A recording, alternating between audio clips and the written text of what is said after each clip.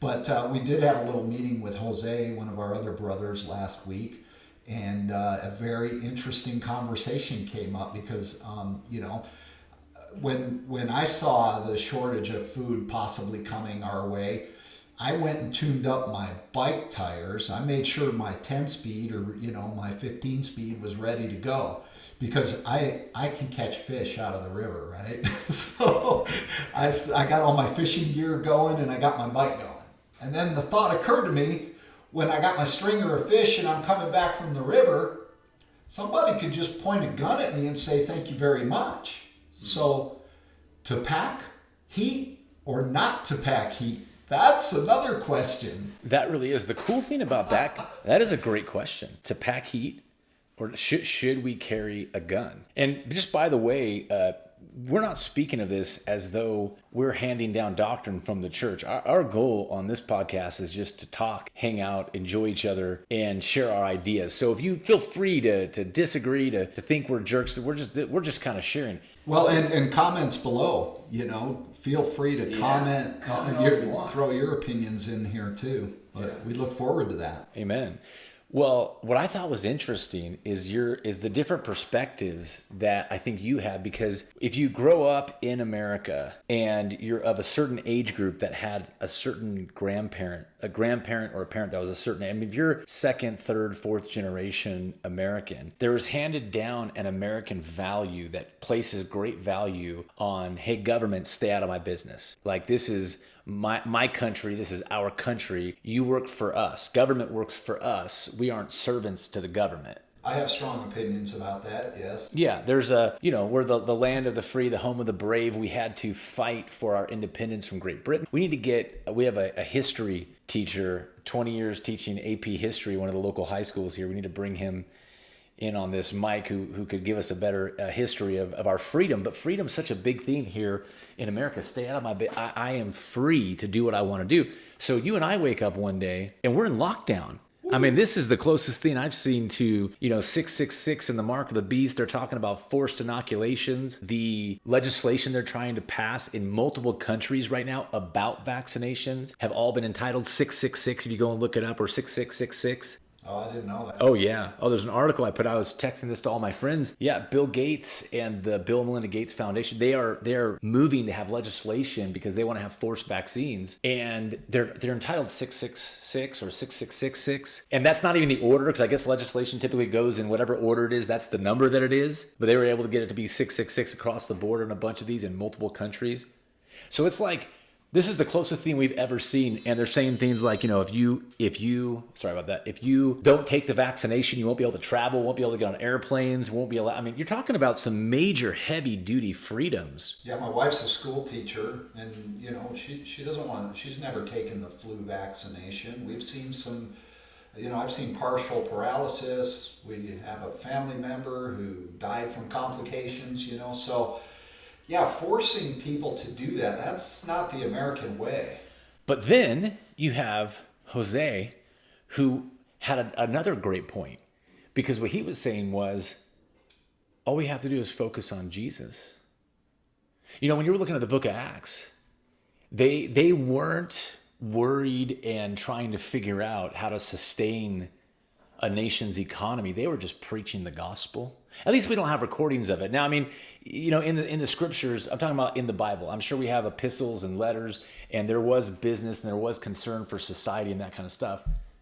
But when you're reading the Bible, they were preaching the gospel, and for them it was almost certain death in many cases. They weren't, in other words, sometimes I feel like, man, are we supposed to be trying our hardest just to preserve life?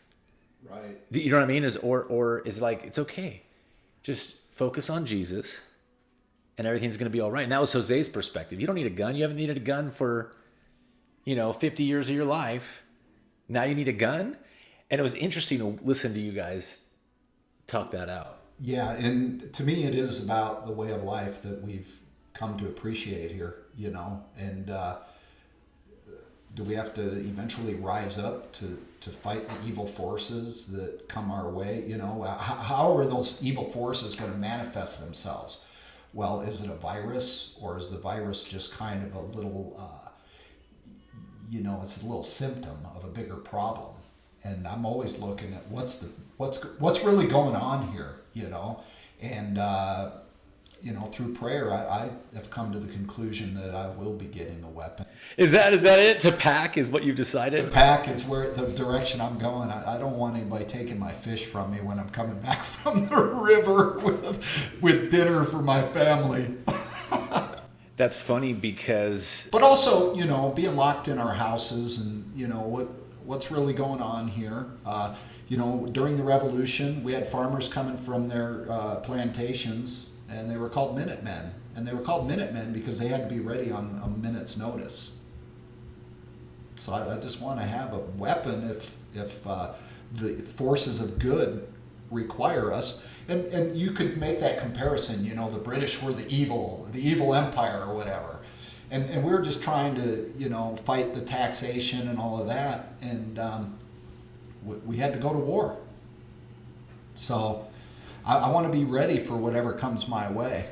Yeah, I mean, society could suddenly begin to crumble in such a way that you no longer have police forces. Or the police forces could be used to keep us in our houses. And yeah, so I get that. And I understand that the idea of the Second Amendment is, so that our government can't turn on us. We have weapons to defend ourselves against tyranny. I understand that. I'm not super worried about that right now. I know there's a lot of crazy stuff happening in the news. Because of just in prayer and some encounters that I've had over the years, I really feel like what we're seeing is actually the end. I actually think what we're seeing is the beginning of something great. It's like when you pop a zit and the bad stuff comes up first, but then it heals. Okay, I think what we're seeing is God move mightily in our nation right now, and what we're seeing is a rising up of corruption, a rising up of pharmakia. It's like the enemy's rearing his head. His head's popping up. What used to be hiding covertly is now right in front of our faces. The fact that they want to have us locked in houses, the fact that they really want to take your guns, the fact that they want to force vaccinations on you, the fact that we've got literally government officials who are puppets of China, and China is probably puppets of some other nefarious group. And so, but it's so out in the open right now that I think that there's a move of God in this nation that's taking place because of believers like us, because of believers across the nation who are faithful to serve Jesus. I believe that there's actually a move of God that's happening, and it's causing all that stuff that was covert to surface and be out in the open, and it's becoming too obvious. It's becoming too obvious. Well, in prayer, you have conveyed to me a great conversion of this country. Isn't that right? I believe that. I believe that we're in the midst of what I would call a 40-year revival. It's not even what I would call. There was an encounter that I had that I don't want to get into too much because you don't know who's listening and where they're at and what they understand. But no, I believe we're actually in the midst of a great revival here in America. And what we're seeing right now is like I said, the surfacing of demonic forces. But it's making it so people can see it with their eyes. That's been there all along. Right, yeah, and it's bigger than our country. It's like, bigger. All this talk of one world government and all of that, that's where it's coming from, I believe. Oh, yeah. Well, I mean, I sent a video out to some friends that was a compilation of all of the declarations of this coming new world order, one world government, and it's been going on for 50 years. And there's people who are shocked about it. Well, I knew about this stuff 15 years ago. Right. And I know people who, my mom was shocked. She didn't know that this has been declared and this has been the game plan, and that's why they formed a United Nations. And you had believers had been warning people about one world government for a long time, and we just sounded like conspiracy nutcases who believe the Bible. And when you have a country that's devolving into, or a world that's devolving into secularism, where they trust scientists more than they trust God, we sound like nutcases. Praise God, that we have the freedom. This country, we have the freedom to worship. Our churches. That was what was most scary to me. We couldn't go receive communion. We couldn't go celebrate Mass. We couldn't worship like we're accustomed to worshiping. And we were shut out of our own churches. So, yeah, I'm always looking for what the big picture is and what's really going on here. And so Larry's carrying a gun, so don't mess with Larry. Hey. If you run out of chicken or toilet paper... Don't go to Larry's house. But I won't be using the weapon to go steal it from other people. So you can be you know, if you just need some protection, come on over to my